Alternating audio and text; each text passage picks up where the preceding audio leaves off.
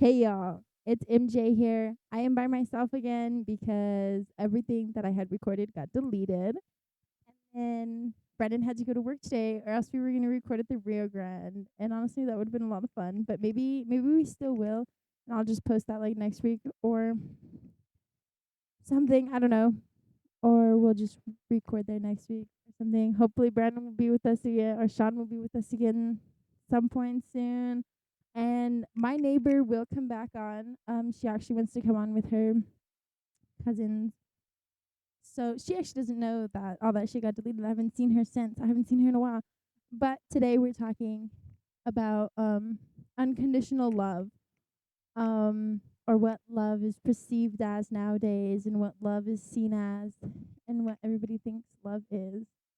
So we're gonna dive right in. Um it honestly is painful to say it, but like nowadays love is not conditional. What everybody sees love as, what everybody perceives love as, what everybody wants love to be is not unconditional.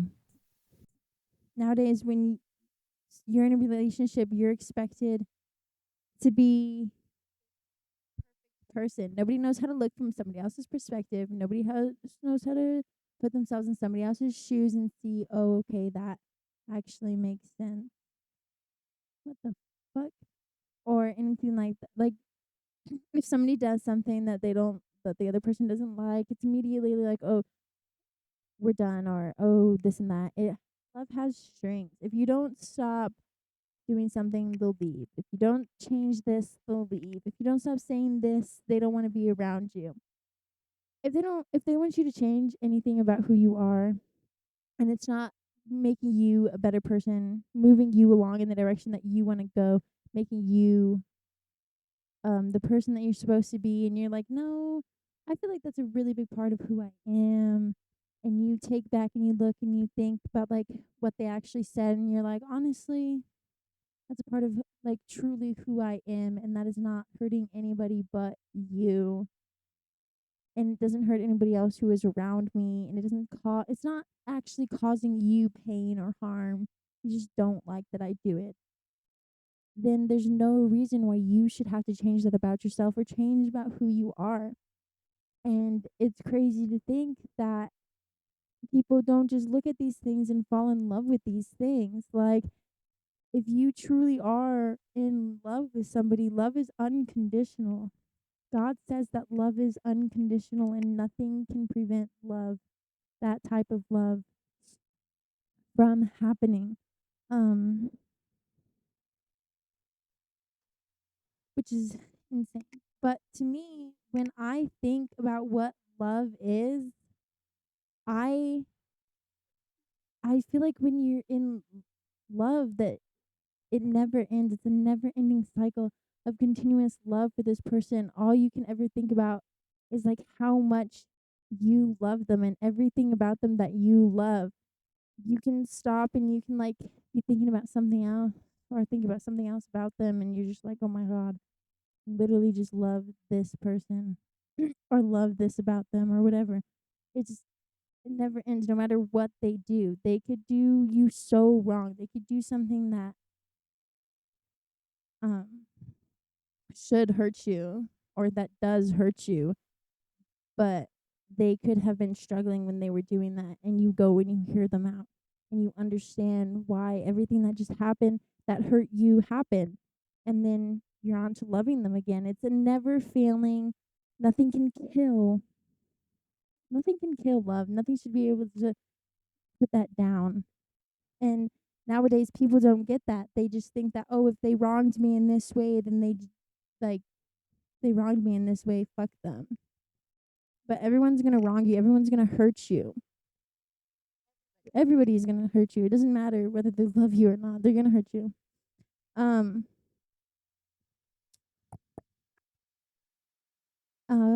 Do. I I used to think I didn't understand what love was. Actually, I just recently figured out that I do know what love is, and I do know what love feels like, and I do understand what it's like to be loved and to love. And it was crazy to think about because honestly, 4 days ago, I was like, didn't know that I knew what it was.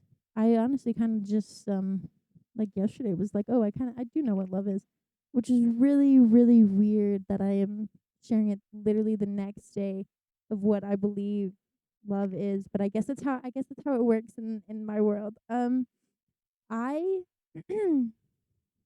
like to think of it this way. I'm a believer. I truly truly believe that there is a God, and I trust him and I love him and I adore everything that he has done for me. I truly cherish every moment that I speak to him and that he speaks to me or he tells me something or he's showing me something. I truly, truly adore and cherish every moment of that. And he has given me literally everything I could ever imagine. Anything I've ever wanted, I have received if it was right for me. If it was right for me. And if I didn't receive it, I turned around and I looked back and I was like, honestly, I don't even want that anymore. I don't know why I ever wanted that in the first place. Thanks for not giving that to me. Like he knows. He knows what I want and what I do want. And all I do, all I do is talk to him and do what he tells me to do, obey him and turn to him when I sin. When I feel hatred towards someone, I'm just like, God, I'm sorry. I know you created them. I know that there's something in there that that needs to just be brought out and that can make them a better person. So I'm sorry for having hatred for like I don't like it's crazy. But all I do is talk to him and I get everything I need. And no matter how much I sin, no matter how much anything happens, I receive everything I need to live and everything I need to just survive, and that is love. He talks to me all the time. I talk to him and I actually feel like there's somebody there listening. I know a lot of people come to me and they're like, "Oh, when I talk, I don't receive anything. I don't." But you pray and then you go and you do whatever you're going on to your next day. You don't actually sit there and try and listen to what he has to say. With a lot of the people that come to me about that because I know how they live. But uh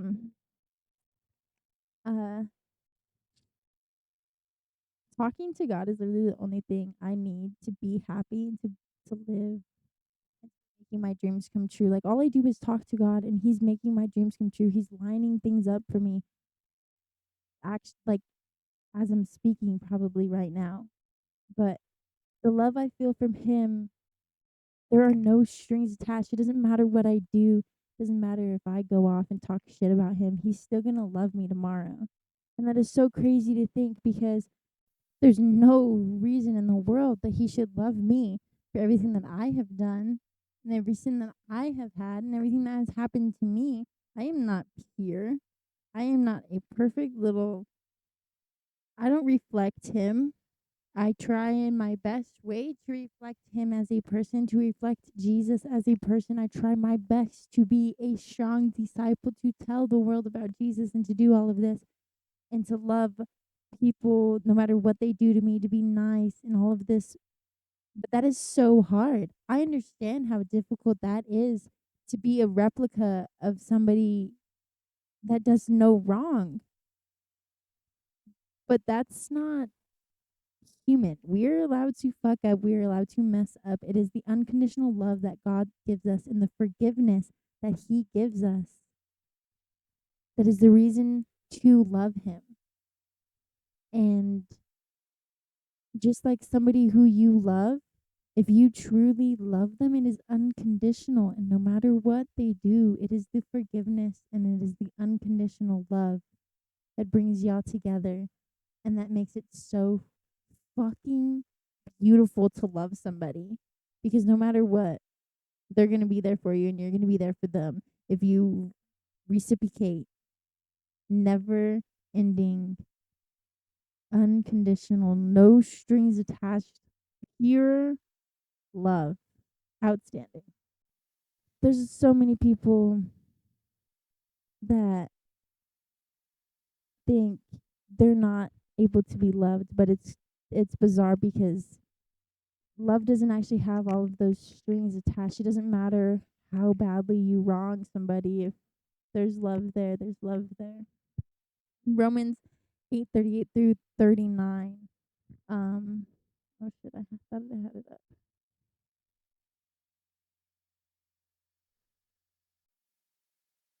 Oh wait. Okay. Romans 8:38-39 says, "For I am convinced that neither death nor life, neither angels nor demons, neither the present nor the future, no, oh, sorry, neither the present nor the future, nor any powers, neither height nor depth, nor anything else in all creation will be able to separate us from the love of God that is in Christ Jesus our Lord." That literally says and is telling you that there is nothing that can stop love from God, okay? There's nothing that will make him not love you and stop his love from you except for yourself. You're the only person that can stop that love from coming through and stop it from being there. You're the only person that can turn it away. You're the only person that could be like, "Oh no, I don't want that." You're the only person. 1 Corinthians 13:4 says, "Love is patient, love is kind, it does not envy, it does not boast, and it is not proud." Um, that kind of just lays it all right out there. When you love something or somebody and you're like they're pissing you off or they're doing something and you're like, "That talk about this," or you ask them to do something and they're not doing it right away or whatever. Love is patient. Love waits. God waits for us to come to him. And he doesn't care how late you come to him. You could be pushing him off for years, years. But he loves you and he is patient. So the second you go to him and you ask to be on that path that he has set for you, and you are finally ready to love him and be loved by him, he gives you everything he has in store for you. And it just goes to show I'm 20 years old and I have so much that I wouldn't have if I didn't love God and didn't just accept the fact that he loves me no matter what I did, no matter what I do, and that he has a plan for me. And he brings these words to my mouth. He gives me everything I put in this podcast. And it's because I love him and I accept the fact that he is in control of my life and that I can't be in control of my life or anything that goes on around me. I can't control what anybody gets from this. I can't control what anybody says to me or about me. I can't control the things that get deleted, the things that go on in my head. I can't control that. There's no way in hell I'd be able to control the thought process of a human being or anxiety. Like what? I am not in control of all that. And the second I gave it to God, I have received everything and I have so much in this noggin of mine. Everybody always tells me it's crazy how young you are and you know all this stuff. Like I talk to so many people who are like 70, 80 at the gym or just out and about and they're like, "How old are you?" And I'm like 20 and they're like, "What? How do you know all this?" And I'm like, "The Lord." And they're bizarre. John 15:12-13 says, "My command is this: love each other as I have loved you. Greater love has no one than this, to lay down one's life for one's friend." God's love is unconditional. It doesn't matter what, it doesn't matter where, it doesn't matter how long you push it off for. Patient, it is kind, there's no envy, there's no lust. It is unconditional. And God tells us to love people how he loves us. If we are loving with strings attached, we are not loving as we were put on this world to love. God writes it all out for us. And the second you live and you love everybody unconditionally, it's crazy. I don't like people now. People are rude and they're crazy but I love the good parts of all these people. Like I know that everybody has something in them. And you just got to find it and you surround your people with the people who want you surround yourself with these people who want to grow and also believe that there's something good inside of you and they succeed and you help each other grow. Everybody has bad in them and everybody has good in them. It's whether you choose which path you choose and which path you want to go down with how your life turns out. If you choose that you only see the bad in yourself, then you choose that lifestyle and that's what you get out of it and that's what you're going to get out of life. But if you choose to see also the good that is inside of you and the good that you can make out of everything that has happened to you, you become successful and you have everything you could ever imagine. Now, when you love somebody, if you love somebody unconditionally and they in turn love you unconditionally as it is written and as we are supposed to, then you have this crazy love that never ends and that can't be taken away from you. Not even dying can take that away from you. When you die, God doesn't just stop loving you. You go somewhere and you live with him. And it's crazy to think about. But we were put on this earth to love, and now nobody knows how to do it. Crazy that all God wanted was someone to love and somebody to love him. So he created us, and now we as people don't know how to love. Ephesians 5:1-2 is follow God's example. Therefore, as dearly loved children, walk in the way of love, just as Christ loved us and gave himself up for us as a fragrant offering and sacrifice to God.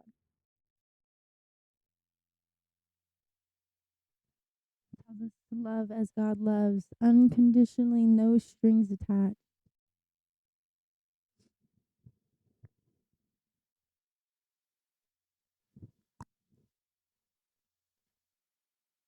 And I truly believe that if people actually knew how to love and knew how to accept people, knew how to go from their perspective to somebody else's perspective to the person who they're supposed to love's perspective, if you can't change perspective and look at the person who you're staring at and who you say you love and you claim to love, if you can't go and look from their perspective when something is going on, how can you actually claim to love that person when you don't even want to hear them out of what they said? Love is unconditional. Nothing they do or say to you should affect the way that you love them. It shouldn't affect poorly on your relationship when they do something. If they if what if what they're saying is affecting you in such a negative way, though, like if you're with an abuser or with who you're with is abusive or toxic or they're manipulative and gaslighting and the way that they speak to you is negative and is wrong, then obviously what they say should affect how you perceive them, but it should not affect you. And if how these people act towards you is negative and the how you perceive it and everything like that, then they don't love you. So like you gotta like look from both perspectives. On like how you're loving them. Are they returning the favor for you? Are they loving you in a way that's pushing you to be better? You feel me, dog? Do something and you're like, oh my, like I hate your guts. Like why am I next to you right now? Why are you with them? I know that you can get irritated when you love somebody. You can get very irritated, but that goes back to the patience thing. If you have patience with them, then all of these little irritating things that they do, all of these little things that bug the shit out of you actually turn into something that you love and you adore because you have patience. And